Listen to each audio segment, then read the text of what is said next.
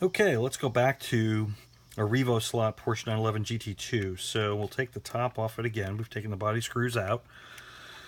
One of the interesting pieces to it that I alluded to earlier was the spring that's in the front guide. And you might think, well, why does it need a spring-loaded front guide? Because even though it's got a very, very cool setup using these really nice bearings on both sides, the front axle height is not adjustable. So if you are trying to set this up for your favorite racetrack and you have got a setup board like this or setup block and you want to be able to look at it and make sure that it is correct, you want that guide to be able to slide down as low as possible. So that's one of the key reasons why you're going to find that this thing does have a spring in the guide, so it will keep it as low as possible within the slot. So with it in there like so, I can guarantee that we're going to keep it as low as possible.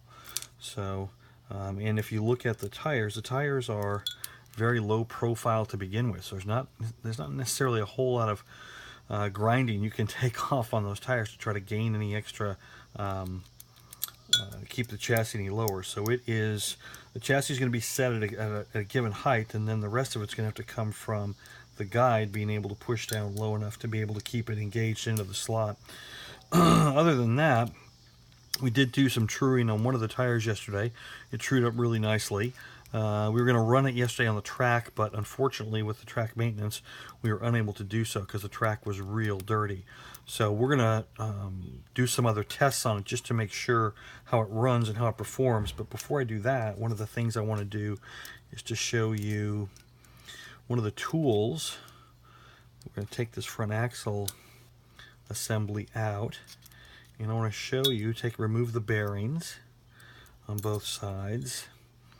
And we have an alignment tool that we can use. It's typically used for scale auto cars that has a 6mm outside diameter. The idea here is you can use that tool to see if those slots are lined up correctly. And in this case, they are lined up very, very well.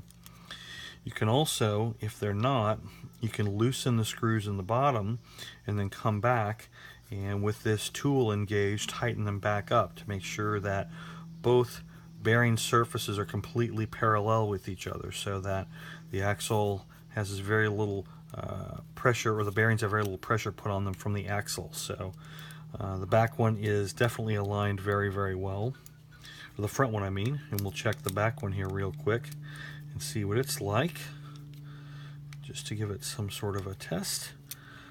So we'll take off that wheel, we'll take that out, and get the axle out of there, get the bearings out. The bearings in there pretty good. I'm going to use this tool to help me push that bearing out. And I'm going to check the alignment here. Oh, wait a minute. That isn't nearly as good. In fact, that might not even be a 6mm hole.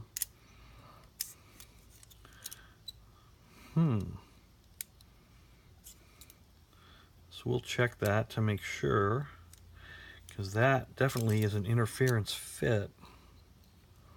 That's not exactly what we're looking for. So we'll check that bearing to see exactly what the diameter is, but I believe it should be a 6mm. So we're going to check that. Yep, 6mm.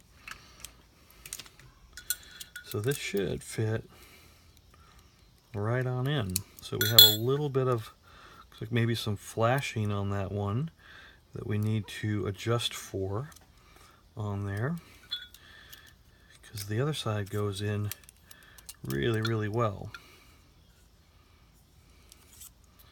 So we'll do some adjustment on that and get that taken care of. You can see with that all off what the float looks like there, which is plenty. So we'll adjust that and we'll get back to y'all.